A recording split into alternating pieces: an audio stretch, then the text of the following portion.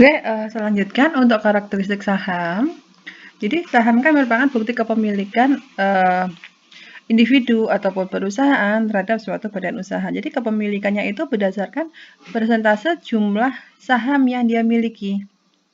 Jadi untuk karakteristik saham itu yang pertama yaitu hak pembagian proporsional. Ada untuk pembagian jumlah sahamnya itu diberikan secara proporsional, yaitu atas besarnya apa proporsional itu atas besarnya laba ataupun kerugian dari perusahaan. Jadi kalau misalkan perusahaan laba atau perusahaan rugi itu semua ditanggung oleh para pemegang saham tadi. Terus proporsional dalam apa? Dalam hal manajemen atau hak voting. Jadi mempunyai hak suara dalam rapat umum pemegang saham itu berdasarkan proporsional, berdasarkan persentase kepemilikan sahamnya. Selanjutnya, proporsional dalam pembagian atas aset saat perusahaan itu dilikuidasi. Yang selanjutnya, ada pembagian yang proporsional terkait dengan penerbitan saham baru untuk kelas saham yang sama atau disebut dengan preemptive right. Jadi untuk preemptive right itu merupakan hak pemegang saham untuk mendapatkan penawaran terlebih dahulu. Jadi HMETD, hak untuk memesan efek terlebih dahulu oleh perusahaan. Jadi dalam hal ini perusahaan itu akan mengeluarkan saham dalam rangka penambahan modal dalam perusahaan. Jadi ketika dari perusahaan itu mengeluarkan saham baru, maka dari pemegang saham lama itu akan mendapatkan sejumlah proporsional berdasarkan persentase kepemilikan mereka. Dan itu semua sudah disahkan dalam UU PT berdasarkan pasal 43 Undang-Undang Nomor 40 Tahun 2007 tentang perseroan terbatas. Jadi seluruh saham yang dikeluarkan untuk penambahan modal itu harus terlebih dahulu ditawarkan kepada setiap pemegang saham yang jumlahnya seimbang dengan pemilik saham untuk klasifikasi yang sama. Jadi kalau perusahaan itu ada penambahan saham baru, maka dari pembagian dari saham barunya itu dibagikan secara proporsional.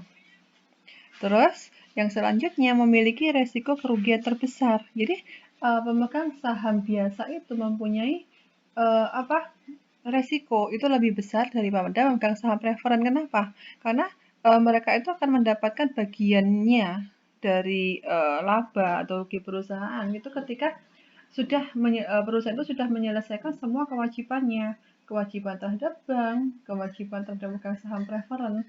Kalau itu sudah terpenuhi baru ke pemegang saham biasa.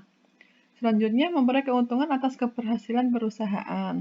Jadi keuntungan yang diperoleh perusahaan itu akan dibagikan kepada para pemegang sahamnya, yaitu dalam bentuk dividen, baik itu dividen saham maupun dalam bentuk dividen uang kas.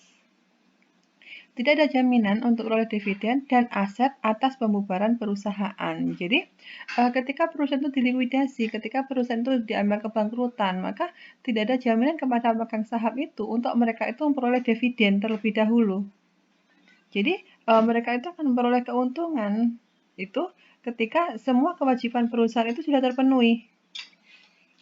Jadi, kalau misalkan kepemilikan saham itu sudah merupakan kalau misalkan perusahaan itu sudah diambang kebangkrutan, ya itu berarti nanti resiko dari pemegang saham mereka tidak akan mendapatkan apa-apa. Kalau misalkan dari perusahaan itu asetnya sudah habis untuk membayar semua kewajiban dari perusahaan. Itu untuk karakteristik saham. Selanjutnya saya akan tambahkan yaitu terkait dengan komponen ekuitas. Tadi juga sudah dibahas sebenarnya. Komponen ekuitas itu ada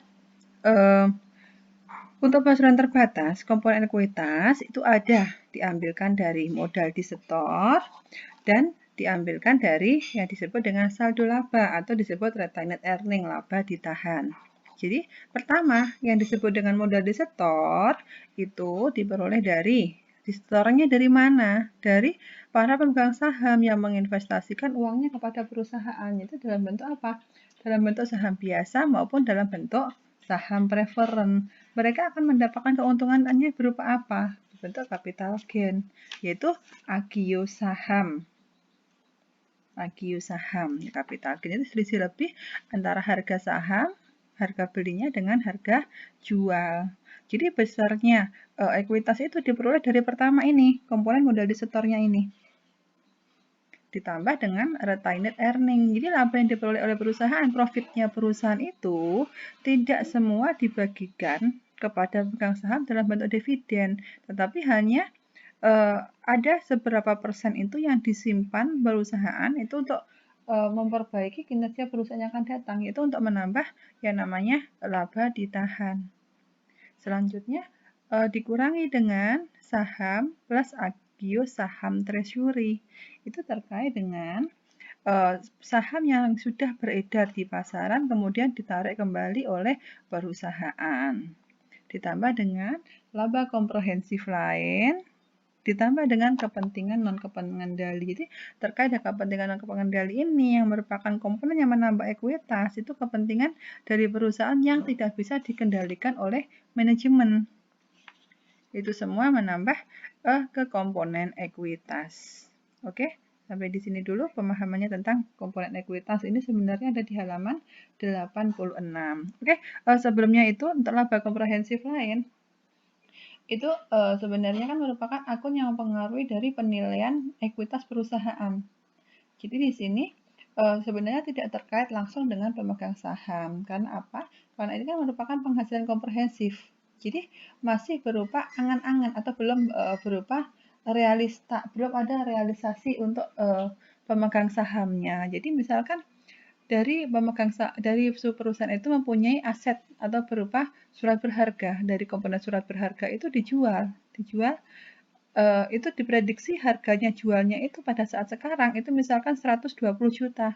Pada saat harga belinya 100 juta. Tapi untuk surat berharga tadi belum dilepas oleh perusahaan. Maka itu masuk ke laba komprehensif lain. Jadi biasanya untuk penghasilan komprehensif itu dibagi menjadi laba bersih dan penghasilan komprehensif lain.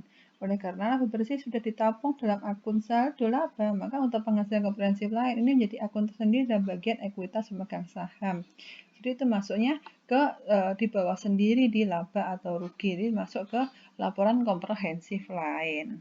Oke, sampai di sini untuk komponen ekuitas penjelasan dari saya.